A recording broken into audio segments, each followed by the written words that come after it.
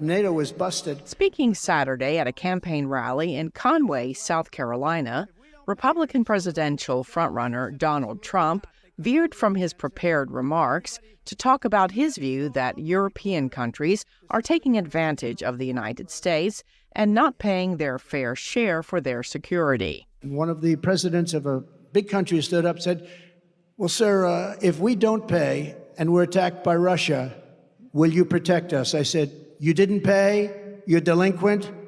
He said, yes, let's say that happened. No, I would not protect you. In fact, I would encourage them to do whatever the hell they want. You got to pay.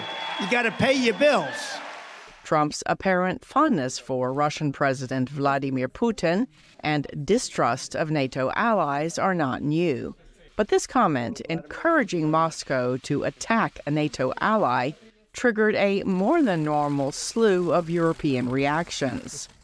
In a statement, NATO Secretary General Jens Stoltenberg said, "Any suggestion that allies will not defend each other undermines all of our security, including that of the U.S., and puts American and European soldiers at increased risk." Let's be serious. NATO cannot be an alliance à la carte. It exists or it not exist. But I'm not going to spend my time comment any silly idea that comes during this territorial campaign in the U.S. No country has debts to NATO, as Trump suggests. In 2014, alliance allies pledged to move towards spending 2% of their gross domestic product on defense by 2024.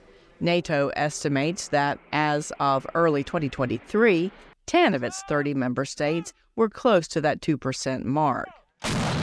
One expert noted that Trump has also asked the Republican-led House of Representatives not to provide any more U.S. military aid for Ukraine, which is fighting a defensive war against Russia. American policy is to some degree already shifting because there's a candidate Trump and because Trump is the leader of the Republican Party. I think that these comments are in a way the icing on the cake and suggest that depending on how the election goes, Europe could in some ways be alone with Russia, and Europe could be significantly more alone with the war in Ukraine.